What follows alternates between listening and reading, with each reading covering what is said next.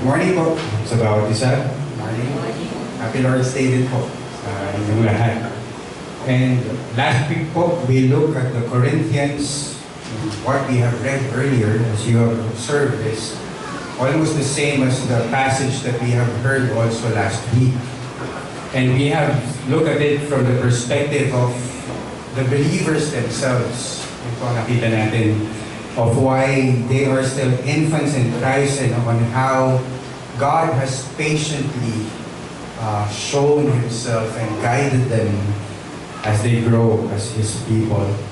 And this week, we are also looking at the same passage, parehas po na passage as last Sunday, now from a different angle or different perspective.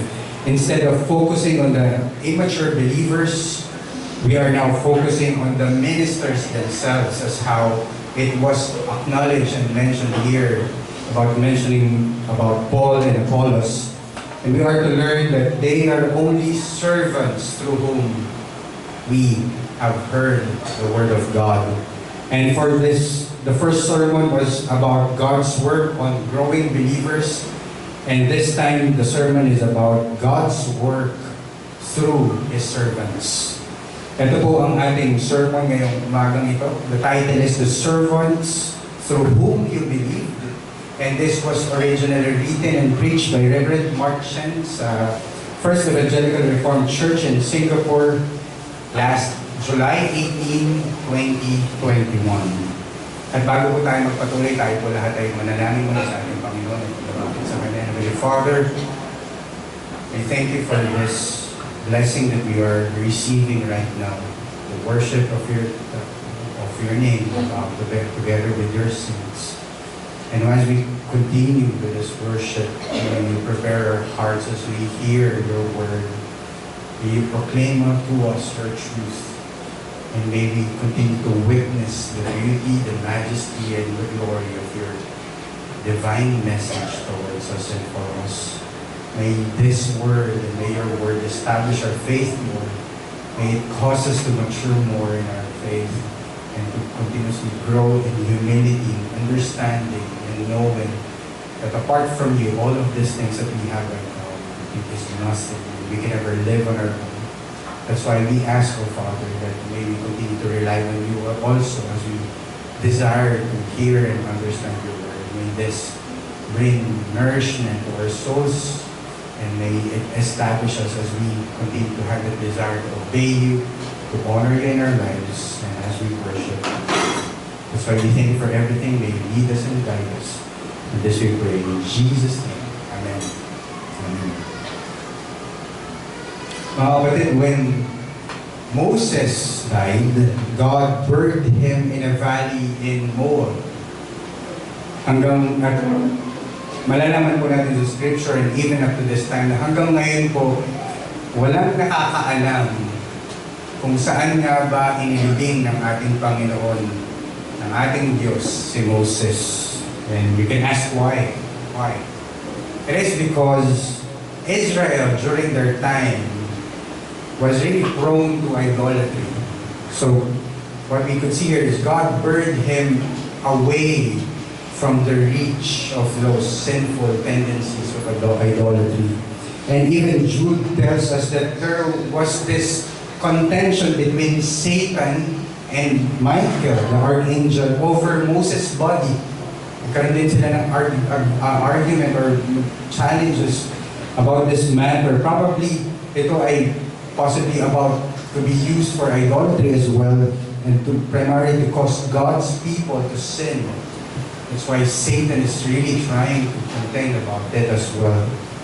Dahil para sa isang taong tulad niya, tulad ni Moses, who led the Israel out of Egypt towards the edge of the promised land, the people would really try to claim him, to claim his body. At yun ginawa nila nung panahon ng ating Panginoong Jesus.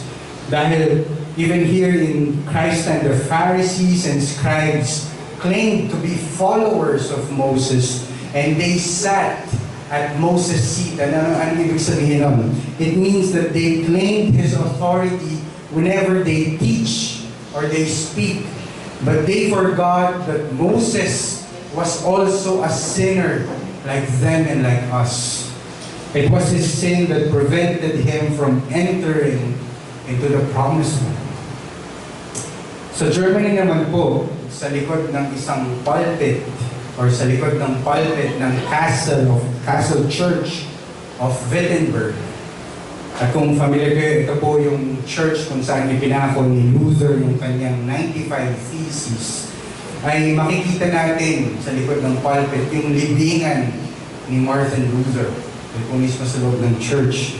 At ang sabi sa inscription niya, it says here, "Here is buried the body of the Doctor of Sacred Theology, Martin Luther, who died in the year of Christ, 1546, on February 18th, in his hometown, Eisleben, after having lived for 63 years, 2 months, and 10 days.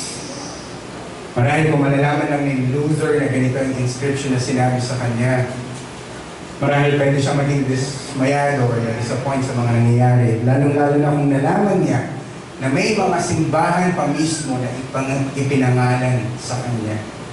Because he once said that the first thing I ask, this was Luther saying this, the first thing that I ask is that people should not make use of my name and should not call themselves Lutherans, but Christians.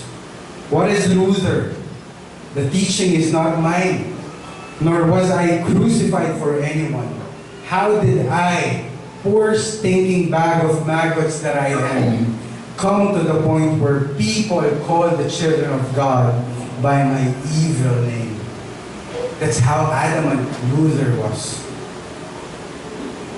And John Calvin has seen these things as well very clearly in the medieval church, in which the priesthood was celebrated, in which men praised and revered, like priests, bishops, archbishops, cardinals, and all the more popes during their time. Kaya nga nung namatay si John Calvin, marahil gusto rin niya yung katulad ng kamatayan ni Moses. That's why he was buried in an unmarked tomb. Kumbaga walang inilagay at hindi pinaalam kung saan ngalan ba siya ang ilinibing. Walang nakalagay na pangalan niya. Dahil alam niya ang puso at ang tendency ng mga tao during their time. Pero kahit na gano'n ang kagustuhan ni John Calvin during their time, hindi na naman ito nangyari. At hindi na naman naging gano'n pang matagalan ito. Dahil makalipas ang ilang taon, may mga taong naglagay ng lapida mismo sa kung saan siya inilibing. At ang inilagay sa lapida ay yung initials niya na J tsaka C. So, John Calvin's tomb. At ngayon, actually, hindi lang po yun ang nakalagay na doon, kundi meron ng parang memorial plaque sa tabi ng kanyang puntod. At doon nakalagay yung summary ng kanyang, hindi lang ng kanyang buhay, kundi yung maikling summary ng lahat ng naging contributions niya, hindi lang sa Christianity, but even to their community during the time. And this was the problem, my friends, in the Corinthian church. They looked up to men more than God. And every time that we have officers, for example here, being ordained or installed here in our church, we realize that we have this great responsibility before God to serve His church. And we thank God for them, that they would undertake this duty for the love of His name and for His people. But my friends, let us remember to look to God alone, because these are only servants through whom we believe God. And that's our title for this morning service. And we have 3 points for this message. The first point is the common behavior of an immature church. The second is the humble designations of God's servant. And lastly, the God behind the servant. Muna po sa lahat sa ating first sermon point, the common behavior in an immature or of an immature church. Dito po makikita natin sa Corinthian church, it has been already established for several years But the problem is, even in those years after it was established, the church had not yet grown in maturity. Di pa po siya nag-mature even after those years. Dito kinikilala ni Paul yung pagiging immature ng church na ito. Sabi sa verse 1 and 2 ng 1 Corinthians 3, "But I, brothers, could not address you as spiritual people, but as people of the flesh, as infants in Christ. I fed you with milk, not solid food, for you were not ready for it. And even now, you are not yet ready." This was the message of Paul to the Corinthian people. Sabi ni Paul sa kanya, may mga bagay na hindi niya masabi sa kanila dahil alam niyang hindi rin naman nila ito maintindihan. Kung hindi na nila ito naintindihan noon pa man, ang unang itinuro ito ni Paul, hindi rin nila ito maintindihan ngayon. Yan yung sinasabi ni Paul sa kanila. And there were two ways on how Paul described them of their immaturity. First, he described them as infants in Christ. Other translations say it as babes in Christ. It means not being able to bear spiritual milk, being able to bear spiritual meat, but milk. Infants have no tolerance for hard spiritual truth. Hindi pa sila ready for that. Paul had to deal with some difficult issues when he wrote to Corinthians, but the problem is these difficult issues that Paul is bringing it to them. These are the things that they hated him for saying it as well. Ay kinakagalit pa ng mga taong ito pag ina-address ni Paul ito sa kanya. He also described them as people of the flesh, or to other translations, carnal. Hindi niya magawang makausap sila bilang mga spiritual mature na tao because they were carnal or they were fleshly. They should have been spiritual, but they had not progressed in their faith and in their growth. At maraming bagay na pwedeng pumigil sa paglago ng tao spiritually. At alam natin na ang primary cause kung bakit napakabagal ng growth ng isang tao is because of sin. It is because of sin. They were called brothers. They were in the church, but they were carnal. They were people of the flesh. They were manifesting the works of the flesh. That's the Corinthian people. In Galatians 5, verse 19 to 21, it speaks about these works of the flesh. At ano nga ba yung mga works of the flesh na ito? You have these sins of sensuality, about sexual immorality, about impurity, lustful pleasures, drunkenness, wild parties. And you have the sin of superstition as well in Galatians 5, the sin of idolatry and sorcery. And you have the sins of community, hostility, quarreling, jealousy, outburst of anger, selfish ambition, dissension, division, and envy. Those are the things of the flesh, my friends. At makikita natin na guilty ang mga Corinthians, ang church, sa Corinth, sa lahat ng ito. Imagine, umabot pa sa punto na kailangang i-address ni Paul yung isang lalaki na nagkaroon ng hindi tama at makasalanang relationship sa asawa ng kanyang tatay. Imagine that sin within the church. At minsan, at madalas pa, nagpapalakasan at nagpapagalingan sila sa church sa maling bagay. Hindi sa mabuting bagay, kundi pagalingan mag-speak in tongues. Doon sila nagko-compete. At sila din mismo ay nagsasampahan pa ng kaso sa isa't isa because they can't even handle conflicts within themselves. And the evidence of this is especially seen in verse 3. Sabi dito, "For you are still of the flesh. For while there is jealousy and strife among you, are you not of the flesh and behaving only in human way?" At habang meron ng ganitong mga kasalanan, these are fleshly, these are carnal, There was envying, strife, and divisions. Ibig sabihin, nagkakaroon ng selosan at inggitan sa isa't isa sa loob ng kanilang simbahan. And that led to conflict with one another, and that led to splits within churches. And why? Because of jealousy. This was carnal, and they were not walking as transformed spiritual believers, but as natural, sinful men. And this translated even to their comparison of men in the ministry. Hindi lang natapos doon kundi, nagko-compare pa sila sa bawat isa. Sabi sa verse 4, "For when one says, I follow Paul, and another says, I follow Apollos, are you not being merely human by saying this? Are we not also being human by being like this?" Dito pa lang naramdam na natin yung frustration ni Paul sa mga Corinthian people.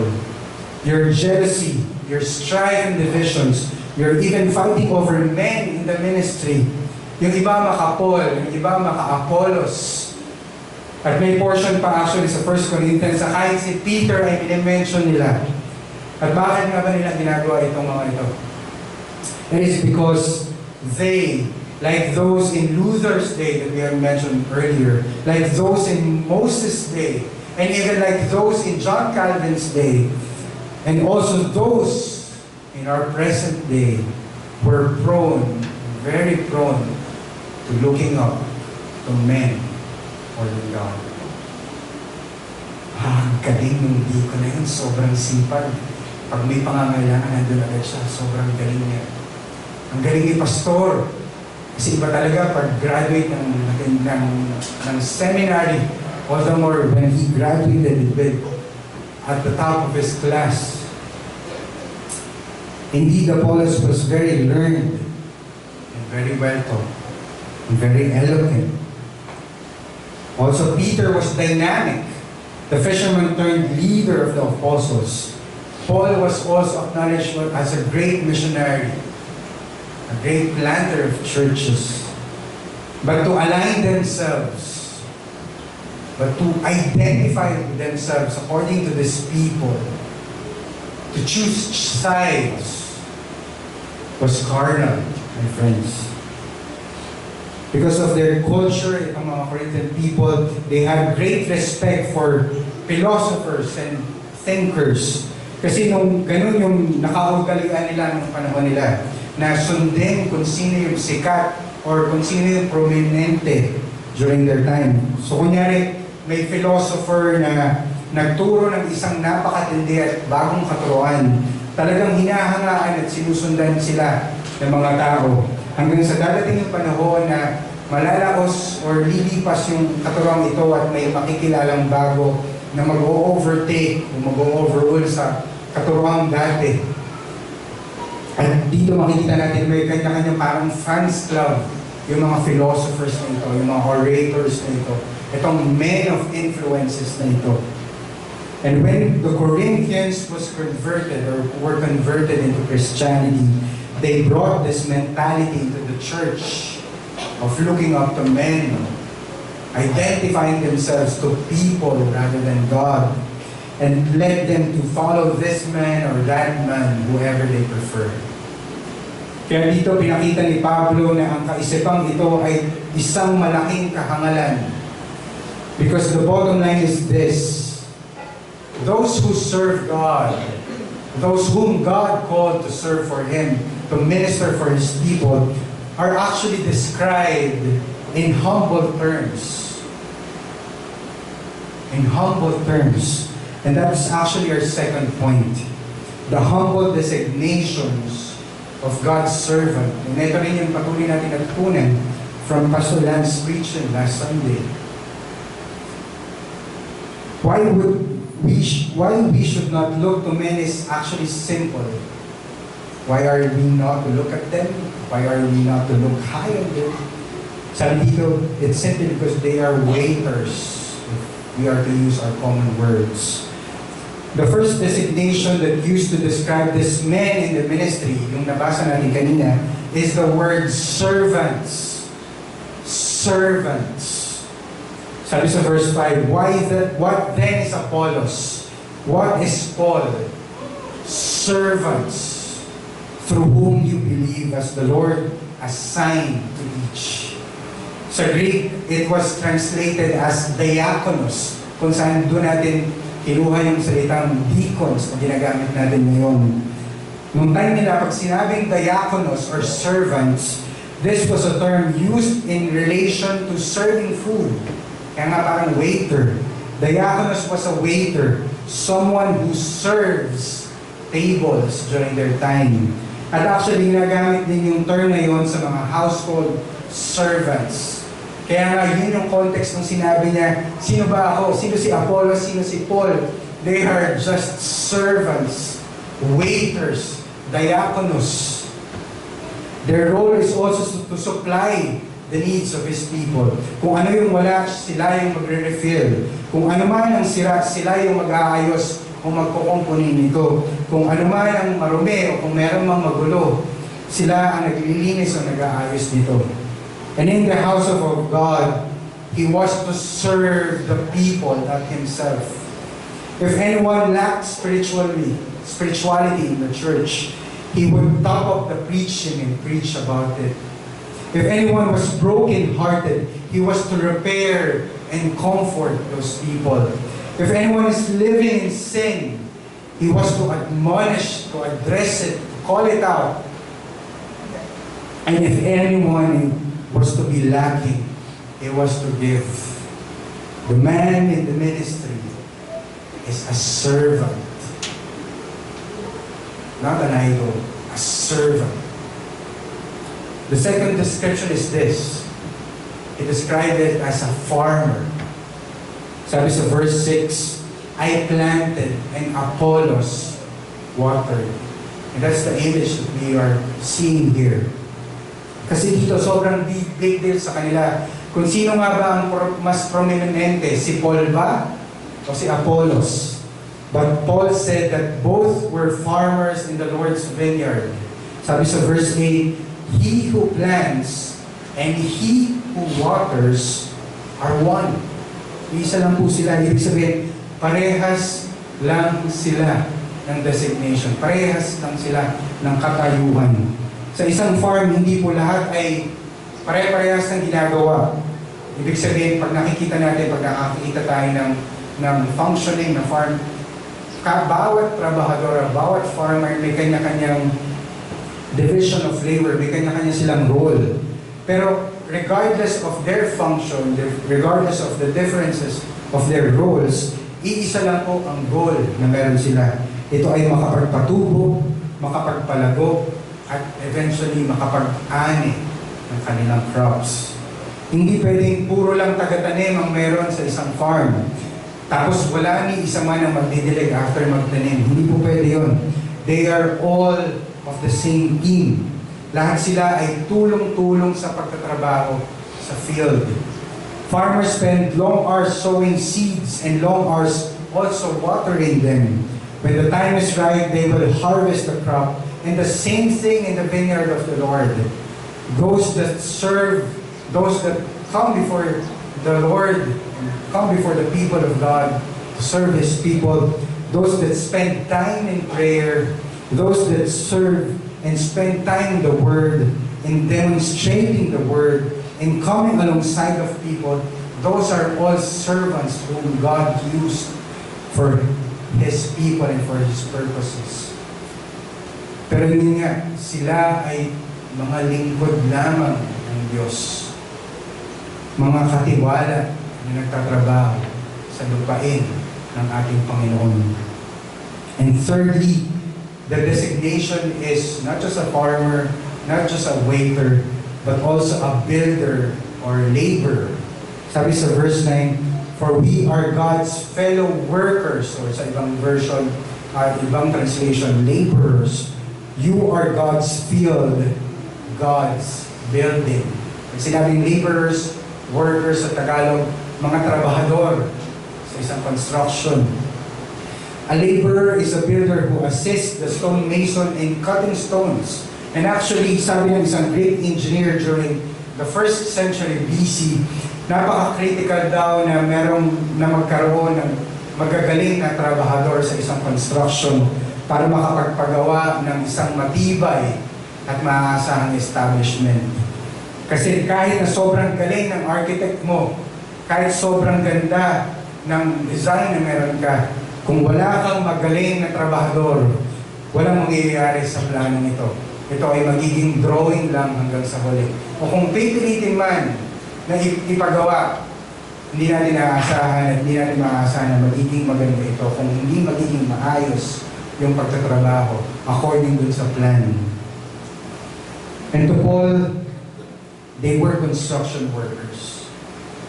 Yes, Paul himself even called himself in verse 10 as a skilled master builder. Sabi sa verse 10, according to the grace of God given to me, like a skilled master builder, sa Greek, architectos po ang ibig sabihin ito. I laid the foundation and someone else is building upon it. Let each one take care how he builds upon it. Tinatawag niya yung sarili niya bilang architectos, or sa atin, architect. He was the first one to reach Corinth. Yes, that's true. He was the first one who planted it. He laid the foundation for the church. But after him, there was Apollos. After him, there was Aquila, Priscilla, Timothy, and many others who built upon the foundation that Paul started in Corinth. At ano po mapapansin nating pattern sa mga ito? Sa mga descriptions na ginamit ni Paul patungkol sa kanyang mga servants. The architect needs builders. The planter also needs waterers. And we could see here that all of them are all one. They are one in this function and this purpose. Now, these professions can function without an important factor as well. A servant can never serve if there is no house. If there is no master, there will be no servant. A farmer can't farm without a field, or rain, or sun. And a laborer can't build if there is no foundation set before him. So the Corinthian people forgot that behind these men, behind these servants, these farmers, these builders, behind them was God Himself. The men were not people to look up to, but they should have been looking to God, who is behind these men. And actually, that is already our third point. If they are servants, if they are laborers, if they are farmers, again, their service, there should be a master. And we know who that master is. That is God Himself. And sabi nga sa verse 5, what then is Apollos? What is Paul? They are servants through whom you believe, as the Lord assigned to each. At nakita niyo ba yung phrase na yan, through whom you believe? That's a very important word for us to see. This tells us that these men are just servants. And the people did not believe in these servants in themselves, but rather they believed in God through these servants whom God's used for His purpose. Pag ang isang bisita ay bibisita sa isang bahay, ang una niyang hahanapin ay actually yung master, hindi yung servant. Pag siya ay dumating sa bahay, hindi yung katiwala ang hahanapin niya, kundi yung may-ari ng bahay. At ganun din po mga kapatid, kung hindi kayang patubuhin ng isang magsasaka ang kanyang pananim ng sa sarili lamang niya, ang kaya lang nang gawin ay ihanda ang lupa at alagaan ang kanyang itinanim. Pero hindi niya kayang siguraduhin na tutubo ang kanyang mga itinanim ng sa sarili lamang niya. The farmer takes the ground, he sows the seed and waters it, but without sun and rain, and even without a good soil, there will be no growth and no guarantee of growth. That's why we in the office, kami po na nanarito sa harap niyo, kami na naglilingkod sa inyo, we can teach, we can pray, we can serve, and we can comfort you, we could give.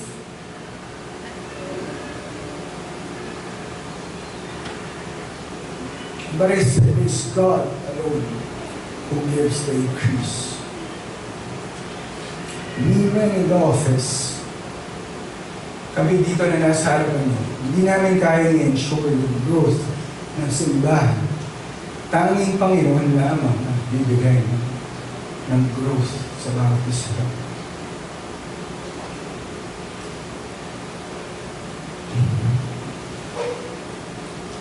At matututunan po natin yan sa verse 7.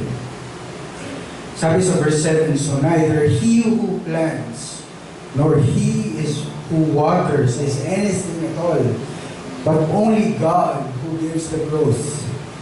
Kaya po mga kapatid, bakit ka ba natin iisipin o bakit pa natin iisipin na depende sa nagtanim o depende sa nag-delay yung growth na inaasahan natin, na tila nakadepende sa kanila ang growth ng isang simbahan. Dito natin makikita na walang-wala sila kung wala ang ating Panginoon. It is God Himself who gives the growth to His people, to His church. Now there's something interesting with the words plants and waters here. These words were written in a way to convey an action that is done only once. There is this planting season and then it is done, it is over. And there is also this watering season, then eventually it's over. There's only so much that a planter can do in his field. At tama nga naman, may mga specific season lang na pwedeng magtanim ang isang farmer. At kung kailan best time itanim ang isang halaman. At hindi na magiging maganda kung bawat season ipipilit natin na itanim yung mga halaman na gusto natin patubuhin. Hindi pwedeng siksikin natin ng napakaraming seeds sa isang lupa dahil alam natin na hindi rin naman mag-grow ito kung sisiksikin at pipilitin natin magtanim. At alam din natin kung kahit na ilang beses mong diligaan ng isang halaman, kahit natutukan mo pa ng hose ang isang halaman dahil sa kagustuhan mong ito ay lumago. Alam natin na may hangganan din sa kung hanggang gaano lang kadaming tubig ang kaya niyang i-absorb sa panahon na yun. In reality, these farmers, these planters are not miracle workers, my friends. But on the contrary, we see the word gives the growth and it is accounted to God. It is in the continuous tense that man can only plant, but God is the one who continues to grow it. A man is not a miracle worker. Any growth that happens is not a result of what we have done here. As much as gusto po namin isipin, ako personally, as much as gusto ko man po isipin na nagkaroon ako ng contribution or impact sa ibang tao, as much as I would want to say na may reason, ako yung dahilan kung bakit nag-grow ang kapatid natin na ganito o ganyan. Na may nagawa ako, na ambag ako sa pagbabago ng isang tao. Pero kitang-kita po natin at sabi sa salita ng Diyos that I have done nothing. Ang nagawa ko lang ay mga bagay na dapat kong gampanan. But God is the one who gave the increase. Spiritual growth is a result of what God continues to do. So Paul also described these men as laborers. But a laborer can't build unless there is a foundation. That's why in verse 11 it says, for no one can lay a foundation other than that which is laid, which is Jesus Christ Himself. Nakakatawa pong isipin na makikipagtalo pa tayo kung sino nga ba talaga ang pinakamagaling na trabahador dito sa construction ito. Kung wala naman talaga ni isa sa kanila ang may kakayahang magsimula at gumawa ng kung ano man kung wala pa namang pundasyon na nai-ready para sa kanila. And one thing many of us forget is this: the ministry that we are laboring does not belong to us at all. Marahil may kanya-kanya kaming roles, may kanya-kanya kaming functions, pero lahat ng ito ay hindi po sa amin. Hindi po namin ito pagmamay-ari. We are just collaborating together with the Lord, who is the God of the harvest. At yun po ang sabi sa verse 9, sabi dito, for we are God's fellow workers. You are God's field, God's building. At kung ano man po ang pinagtatrabahuan namin ngayon, lahat po ito ay para sa Panginoon lamang. Lahat po ito ay should be accounted to the Lord. Remember, dearly beloved, and thank God for that we should labor prayerfully for our masters. We are here as your office bearers. Because He is the one who will bless all our efforts. And He is the only one who will give the increase. And there are men who are more gifted than others. And we praise God for that. Naisip ko, what if makapagsulat ako ng isang libro na parang institutes o kaya isang commentary book about a specific scripture, text, or book. Pwede. Or maging mahusay na mag-connect sa ibang tao, to have this gift, to reach out to other people, to have this gift and opportunity to go into missions, not just here in the Philippines, but even to other countries who needs to hear the Word of God. But I thank God that there are better people for that. And that's determined by the Lord only, not us. Muli sabi sa verse 5, what then is Apollos? What is Paul? They are servants through whom you believe, as the Lord assigned to each. God has given to each a special goal. Perhaps it is for him to labor for many years, to offer himself to a mission, but yet without fruit. To go into a field with stony soil, to break the fallow ground, but it's hard work and there may be few fruits, but differing as the Lord wills. Different. That's why we ourselves should not compare ourselves to other churches as well. For example, noong 1800s, meron pong isang minister sa Church of Scotland sa Dundee. Ang pangalan po niya ay Robert Murray M'Cheyne. Yun po ang pangalan ng minister na ito. He ministered for many years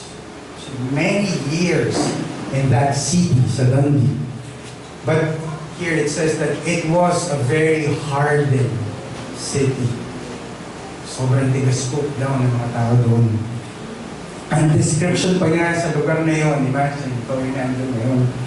It is a city given to idolatry and hardness of heart. I can hardly imagine a city like that. Pero patuloy siyang nanalangin sa Panginoon. That's his story. For God to work mightily in the hearts of those people dun sa lugar na yun.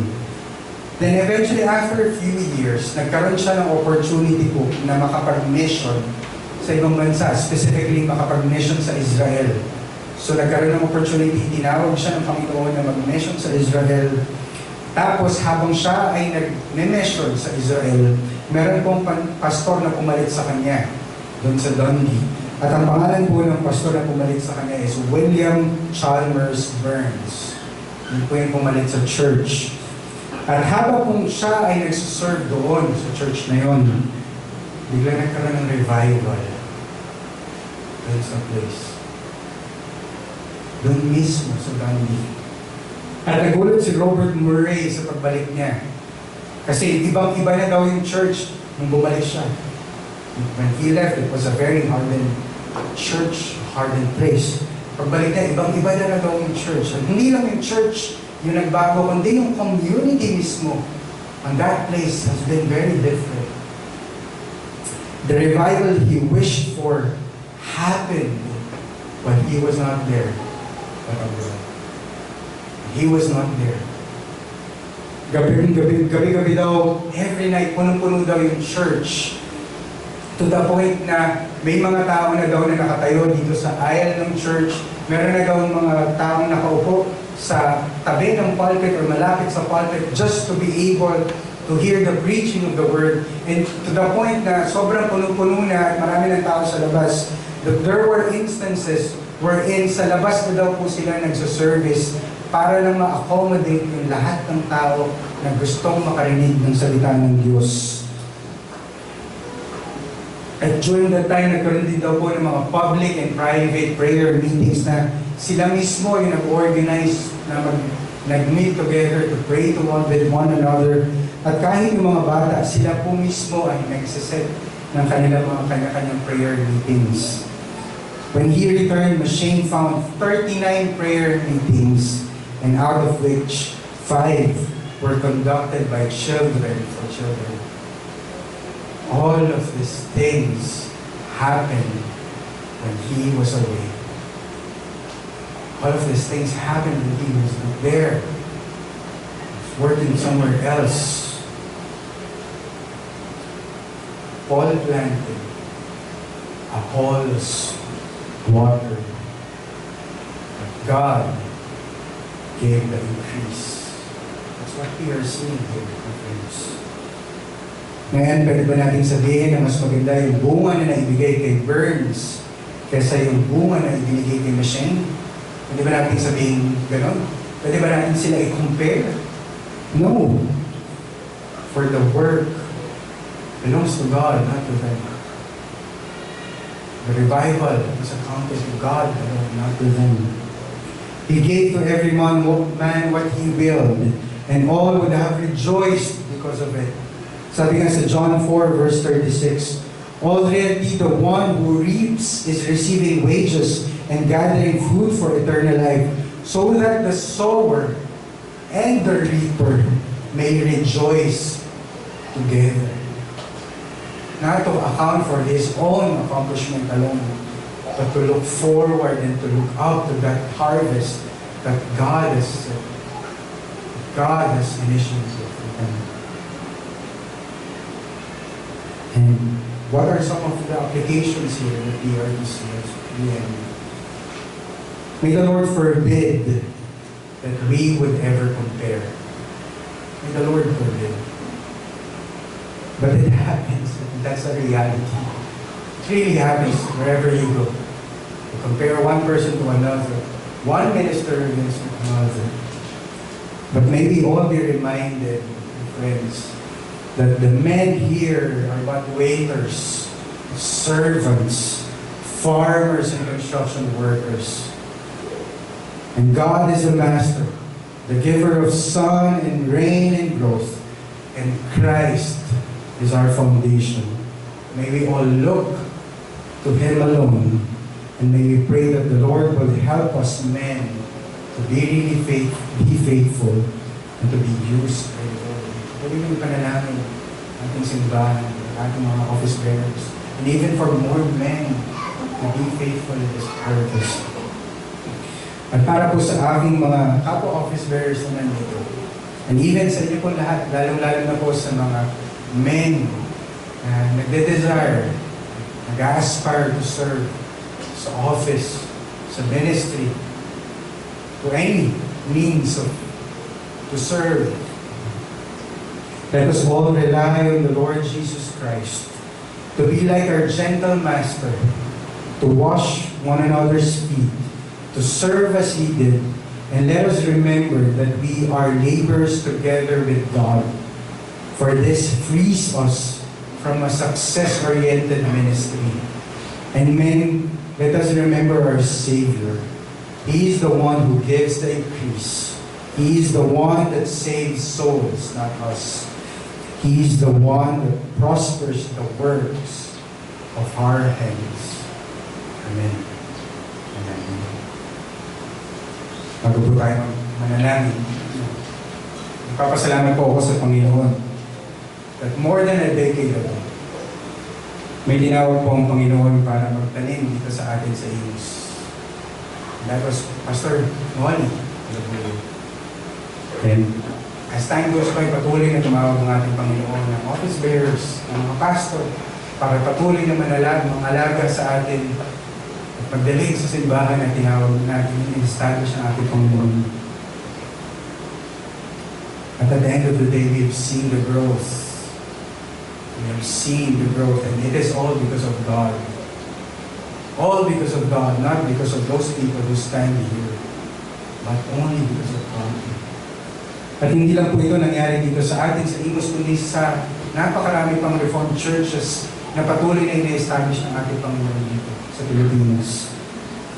At nawa po patuloy tayong manalangin, mga kapatid. That may we all be faithful, and we always be faithful sa kung ano man po ang kaparaanan na gustong gamitin, na gawin sa atin ng ating Panginoon. At kung saan man po tayo ipapadala pa ng ating Diyos sa mga darating pong panahon. We will always pray for the harvest of the Lord here in this place. Let us pray. Heavenly Father, we thank you for this message that you have reminded us of. Not just reminded us, but we pray that may you establish us more towards the truth. Lord, remind us, O God, that the growth is yours. Remind us, O Lord, that we can never do it on our own. Remind us, O God, that it is only by your grace and by your work alone that you have cultivated any growth in this church. We thank you that it is you who have called people towards repentance and faith. We thank you, O Lord, that it was you who worked in us to sanctify us, O God. And we thank that you have called men weak, men to show your glory, to show your majesty, and continue to work in your harvest. That's why we pray, Lord, that may we continue to trust you, may we continue to pray for one another, and may we never take this for granted, but rather all the more pray that may you continue to cultivate more souls, more people to be saved, more places to be reached, more and for salvation to be witnessed, all for your glory, Lord. We thank you for everything, Lord. And this we pray in Jesus' name. Amen.